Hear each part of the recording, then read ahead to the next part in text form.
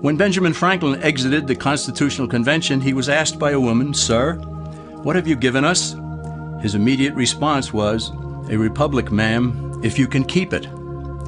Yet most Americans today have been persuaded that our nation's governmental system is a democracy and not a republic. The difference between these two is essential in understanding Americanism and the American system.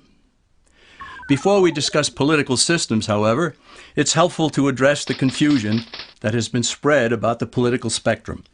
Many have been led to believe that the political spectrum places groups such as communists on the far left, fascists or dictators on the far right, and political moderates or centrists in the middle. However, a more accurate political spectrum will show government having zero power on the far right to having 100% power on the far left. At the extreme right, there is no government.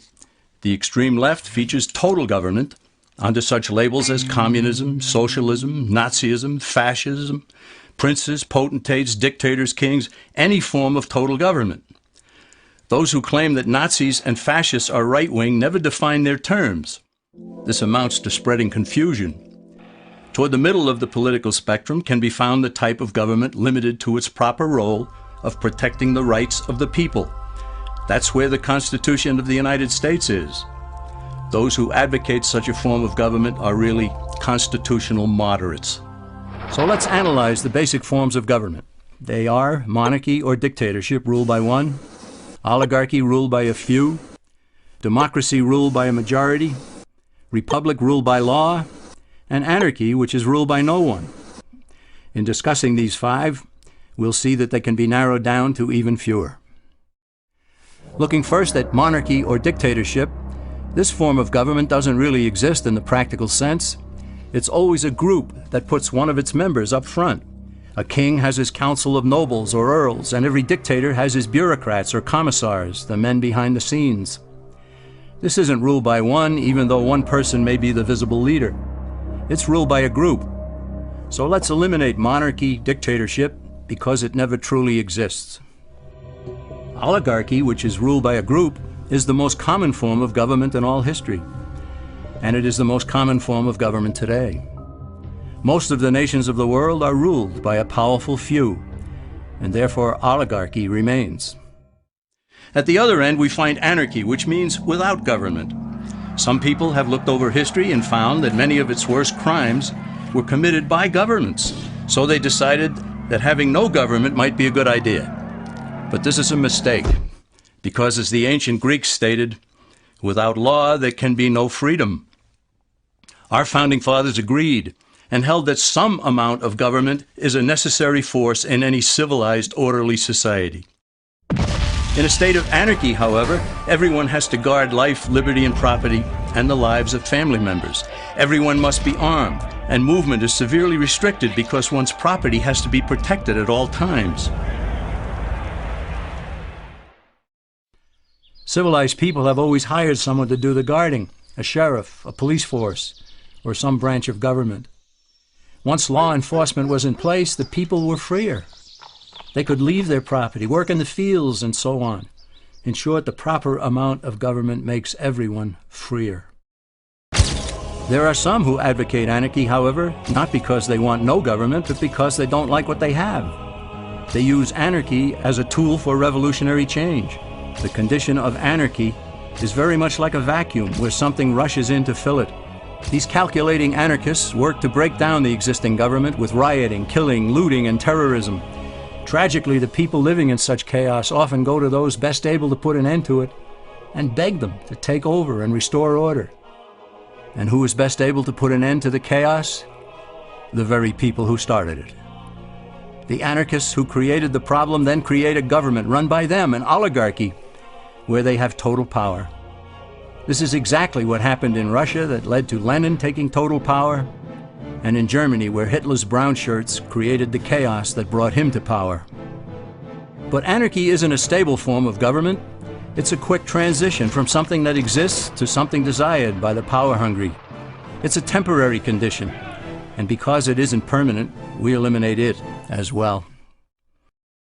The word democracy comes from two Greek words, demos, meaning people, and kratein, meaning to rule.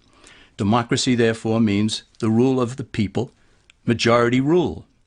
This, of course, sounds good, but suppose the majority decides to take away one's home, or business, or children. Obviously, there has to be a limit. The flaw in democracy is that the majority isn't restrained. If more than half the people can be persuaded to want something in a democracy, they rule. What about republic? Well, that comes from the Latin, res meaning thing, and publica meaning public. It means the public thing, the law. A true republic is one where the government is limited by law, leaving the people alone. America's founders had a clean slate to write on. They could have set up an oligarchy. In fact, there were some who wanted George Washington to be their king. But the founding fathers knew history, and they chose to give us the rule of law in a republic, not the rule of a majority in a democracy. Why? Let's demonstrate the difference in the setting of the Old West. Consider a lynch mob in a democracy. 35 horseback riders chase one lone gunman. They catch him, and they vote 35-1 to hang him. Democracy has triumphed, and there's one less gunman to contend with. Now consider the same scenario in a republic. The 35 horseback riders catch the gunman and vote 35-1 to hang him, but the sheriff arrives, and he says, "You can't kill him. He's got his right to a fair trial." So they take the gunman back to town. A jury of his peers is selected, and they hear the evidence and the defense, and they decide if he shall hang. Does the jury even decide by majority rule? No, it has to be unanimous or he goes free. The rights of the gunman aren't subject to majority rule, but to the law. This is the essence of a republic. Many Americans would be surprised to learn that the word democracy does not appear in the Declaration of Independence or the U.S. Constitution, nor does it appear in any of the constitutions of the 50 states. The founders did everything they could to keep us from having a democracy. James Madison, rightly known as the father of the Constitution, wrote in essay number 10 of the Federalist Papers, "Democracies have ever been spectacles of turbulence and contention, have ever been found incompatible with personal security or the rights of property, and have in general been as short in their lives as they have been violent in their deaths." Alexander Hamilton agreed, and he stated, "We are a republican government. Real liberty is never found in despotism or in the extremes of democracy." Samuel Adams, a signer of the Declaration of Independence, stated, "Democracy never lasts long. It soon wastes, exhausts, and murders itself." The founders had good reason to look upon democracy with contempt, because they knew that the democracies in the early Greek city-states produced some of the wildest excesses of government imaginable. In every case, they ended up with mob rule, then anarchy, and finally tyranny under an oligarchy.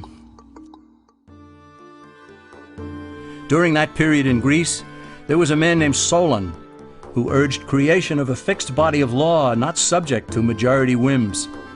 But where the Greeks never adopted Solon's wise counsel, the Romans did. Based on what they knew of Solon's laws, they created the 12 tables of the Roman law and, in effect, built a republic that limited government power and left the people alone. Since government was limited, the people were free to produce, with the understanding that they could keep the fruits of their labor. In time, Rome became wealthy and the envy of the world. In the midst of plenty, however, the Roman people forgot what freedom entailed. They forgot that the essence of freedom is the proper limitation of government. When government power grows, people freedom recedes. Once the Romans dropped their guard, power-seeking politicians began to exceed the powers granted them in the Roman Constitution. Some learned that they could elect politicians who would use government power to take property from some and give it to others. Agriculture subsidies were introduced, followed by housing and welfare programs. Inevitably, taxes rose and controls over the private sector were imposed. Soon, a number of Rome's producers could no longer make ends meet, and they went on the dole. Productivity declined, shortages developed, and mobs began roaming the streets, demanding bread and circuses from the government. Many were induced to trade freedom for security. Eventually, the whole system came crashing down. They went from a republic to a democracy, and ended up with an oligarchy under a progression of the Caesars.